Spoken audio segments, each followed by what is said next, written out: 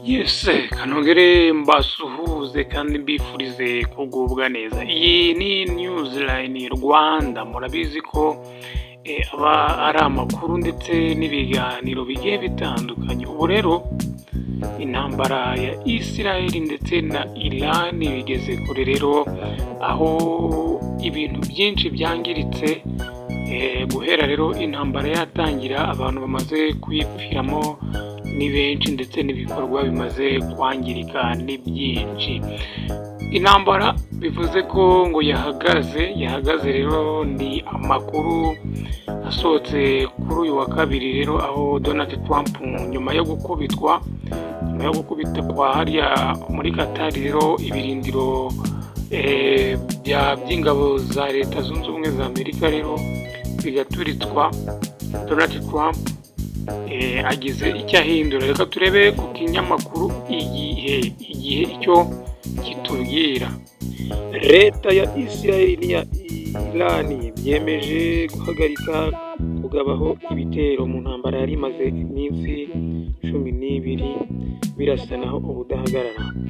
Ni icyemezo cyatangajwe na Minisitiri w'Ububanyi n'Amahanga wa Iran Abbas Araghchi kuri uyu wa kabiri tariki ya 24 Kamena 2025. Minisitiri Abbas Araghchi yagarutse rero ku buryo bwo guhagarika intambara nyuma y'amasaha make Perezida wa Leta Zunze Ubumwe Donald Trump wa Amerika yatangaje ko agahenge hagati ya Iran na Israel kabaye. Yavuze ko igihugu cye cyahagaritse kugaba ibitero kuri Israel kuva mu rukerera rwo kuri uyu wa kabiri, asaba ko Israel nayo yabigenza bityo.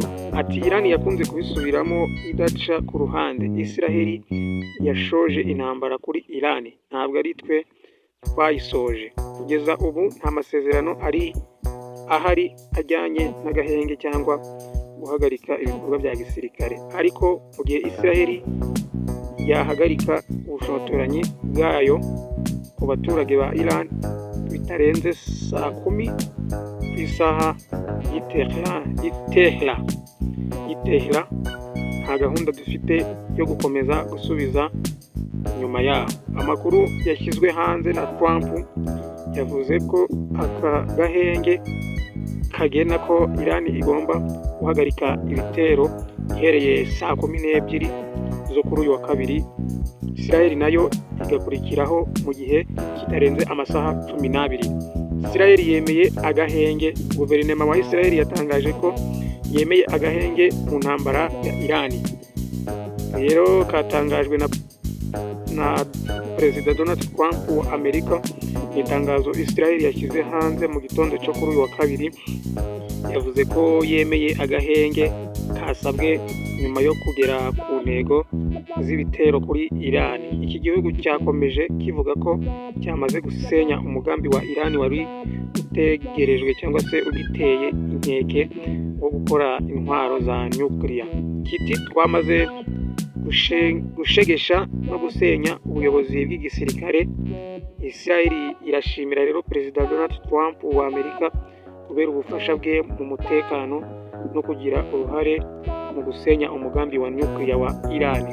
Ibitero bya Iran byahitanye abanyisirayeli 3. Inzego z'ubutabazi rero muri Israel zatangaje ko ibitero Iran yagabye kuri iki gihugu mu gitondo cyo kuri uyu wa kabiri tariki ya 24 2025 byahitanye abantu 5. Ibi bitero byagabwe mu mujyi wa Beersheba uherereye mu majyepfo ya Israel. Aba bantu rero 5 bapfuye kubera igisasu cyaguye mu nyubako yo guturamo cyangwa se apartment. Kugeza ubu ibikorwa by'ubutabazi birakomeje ku ruhande rwa Israel, harebwa niba n'abandi bitabye Imana cyangwa bagakomereka. Uretse abapfuye, ibi bitero bya Iran byasenye inzu 3 zo guturamo ndetse zinangiriza imodoka muri uyu mujyi wa Beersheba. Ni ibitero bivugwa ko byagabwe habura igihe gito ngo agahenge gatangajwe na Perezida Donald Trump gatangire kubahirizwa. Israel nayo yihoreye yica abaturage 9 ba Iran nyuma yo kugabwaho ibitero na Iran byahitanye abantu 5. Israel nayo yafashe icyemezo cyo kurasa mu maguru mashya rero hariya mu majyaruguru y'uburengerazuba bwa Iran mu gitondo cyo kuri uyu wa kabiri. Ibitero byahitanye abanya Iran 9 ndetse bikomeretsa abagera muri 33. Byagabwe mu ntara ya Gilan. Uretse abo byishe rero byanasenye inzu 4. Mu bapfuye n'abakomeretse abagera kuri 16 ni abagore ndetse n'abana. Ingendo z'indege zashegeshwe. Ibigo by'indege bikora ingendo zo mu kirere bikomeje kugirwaho ingaruka n'intambara ihanganishije Israel na Iran.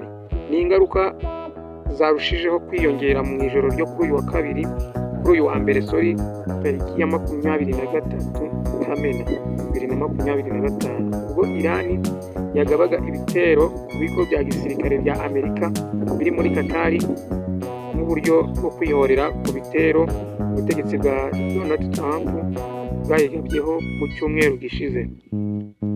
Ku ikubitiro ibigo by'indege bya Qatar Airways na United Arab Emirates byahise bitangaza ko byahagaritse ingendo kuko Qatar yari yafunze ikirere cyayo, ariko nyuma ziza gusubukurwa. Mu gitondo cyo kuri uyu wa kabiri, Air India yo yatangaje ko yabaye ihagaritse ingendo zose zijya mu burasirazuba bwo hagati, Amerika ya ruguru ndetse n'Uburayi, mu gihe itegereje kureba aho ibintu byose bigana.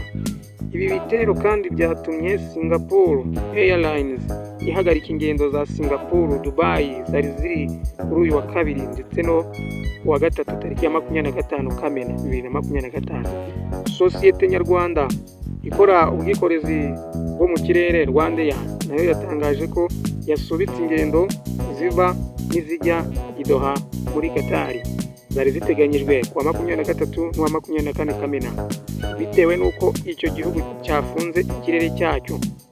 Nubwo cyaje gufungurwa nyuma rero ingendo ariko zari zahagaze. Kugeza ubu biravugwa ko kandi Israel mu gitondo cyo kuri uyu wa kabiri yafashe icyemezo cyo gufunga ikirere cyayo kubera ibitero yari ikomeje kugabwaho na Iran. Twibuke ko igihugu cya Leta Zunze Ubumwe za Amerika cyari cyarakaye kivuga ko kigiye kwihorera ku gihugu cya Iran. Bivuze ko Perezida Donald Trump ndetse yavuze ko Ubushinwa ndetse n'igihugu cy'Uburusiya nibikomeza gufasha igihugu cya Iran mu gutera Israel ndetse no gutera ibindi bihugu, ahangaha Donald Trump nawe arinjira. Ni ukuvuga ngo Donald Trump ashobora kwinjira muri Iran nawe biramutse bikomeje birabya intambara yahariye muri Israel. Israel yo yari yakomeye, yari yanze guhagarika urugamba. Urumva, Israel yari yanze guhagarika urugamba, ariko Leta Zunze Ubumwe za Amerika urumva ko ariyo yifasha, yayisabye guhagarika imirwano, dore ko muri uru rukerera rero Masasu n'ubundi yakomezaga kuvuga yerekeza muri Israel ava mu gihugu cya Iran. Izi rero ibi bintu byangirije ibintu byinshi cyane, ingendo zahagaze ngira nko mu Rwanda. Rwandair ntabwo iri gukora ubu ngubu ingendo zijya muri Qatar ndetse n'ibihugu bya kure, ntabwo Rwandair iri kujyayo. Ingendo zahagaze hose, aho abagenzi bari muri Qatar, ni indege yo muri Qatar rero bahagaze amasaha 15 yose mu kirere bategereje aho baparika.